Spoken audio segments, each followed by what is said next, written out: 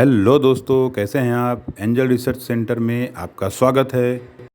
आज हम बात करेंगे बुलेट ट्रेन प्रोजेक्ट के प्रोग्रेस रिपोर्ट के बारे में। दोस्तों, जैसे कि मैं पहले भी बता चुका हूं कि यह प्रोजेक्ट 2028 तक पूरा करना था, लेकिन प्रोजेक्ट में हो रहे प्रोग्रेस से लगता नहीं है कि यह 2030 तक भी पूरा हो पाएगा, जिसका सबसे बड़ा कारण है ज़मीन का अधिग्रहण करना, और इसके कारण बहुत ही लेट होता है। दोस्तों, गुजरात में तो 98% ज़मीन अधिग्रहण का काम पूरा हो चुका है, परंतु महाराष्ट्र में यह प्रक्रिया काफ़ी धीमी चल रही है और लगभग 60% जितना काम ही वहाँ पर हुआ है। महाराष्ट्र के मुंबई में, जहाँ पर इसका आखिरी स्टेशन है बांद्रा कुर्ला कॉम्प्लेक्स, अभी उसका काम भी शुरू नहीं हुआ है। और दोस्तों, वहाँ पर सबसे बड़ा ब्रिज जो बनाना है वो थाने क्रीक के ऊपर बनाना है, जिसका काम भी अभी शुरू नहीं हुआ है, इसलिए यह काम बहुत ही डिले होने की संभावना है। दूसरा कारण यह है कि यह काम सिर्फ एल&टी कंपनी पर ही निर्भर है, और एक ही कंपनी में निर्भर होने के कारण वर्कर्स की काफ़ी कमी रहती है, जिससे कि कम वर्कर होने के कारण इसका 50% काम की गति में रुकावट आ जाती है। अगर यही प्रोजेक्ट अलग अलग कंपनियां अलग अलग डिवीज़न में करती हैं तो आप खुद समझ सकते हैं उतना वर्क पावर बढ़ जाएगा, जिसके कारण हमारे काम की स्पीड भी बढ़ जाएगी और प्रोजेक्ट का जो एंड डेडलाइन है वो भी कम हो सकती है। और तीसरा कारण है एल&टी का पेमेंट सिस्टम। एल&टी का पेमेंट सिस्टम तो बहुत अच्छा है, पर समय सर पेमेंट नहीं मिलता है, जिसके कारण कॉन्ट्रैक्टर अपने वर्कर्स को समय पर यानी कि पेमेंट नहीं दे पाते हैं, जिसके कारण वर्कर टिकते नहीं हैं और वो भाग जाते हैं।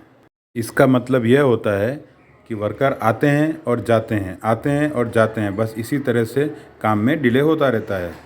दोस्तों, फिर भी अगर करंट पोजीशन की बात करें तो अभी हालात थोड़े अच्छे हैं, यानी कि बहुत ही अच्छे हैं, क्योंकि सूरत से नवसारी होते हुए वापी का जो रूट है उस रूट पर काम काफ़ी ज़ोरों शोरों से आगे बढ़ रहा है, और वहाँ तो काफ़ी एरियाज़ में वायाडक्ट के इरेक्शन का काम भी चल रहा है, जिसके लिए काफ़ी बड़ी बड़ी मशीनरीज़ का उपयोग किया जाता है।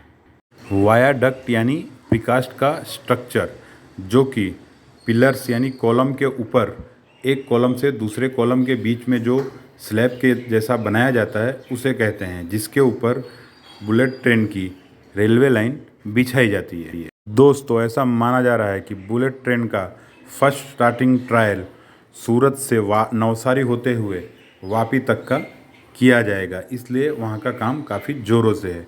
वैसे तो अहमदाबाद से बड़ोदरा का रूट भी काफ़ी अच्छे सा काम चल रहा है, और यहाँ के प्रीकास्ट यार्ड में भी काफ़ी अच्छा काम चल रहा है। ये सभी वायाडक्ट के प्रीकास्ट एल&टी के ही अलग अलग प्रीकास्ट यार्ड में बनाए जाते हैं। उसके बाद में बड़े बड़ी मशीनरी के द्वारा इन्हें इरेक्शन पॉइंट पर लाया जाता है। उसके बाद गैंट्री की मदद से इन्हें एग्जैक्ट इरेक्शन पॉइंट पर लाया जाता है। उसके बाद इसे अलाइनमेंट किया जाता है। ये जो आप ऊपर ब्लू कलर का मशीन देख रहे हैं, यह अलाइनमेंट करने का मशीन है, जिसके कारण इस अलाइनमेंट में 1 mm की भी भूल नहीं रहती है, क्योंकि यह भूल बहुत ही बड़ी क्षति पहुंचा सकती है।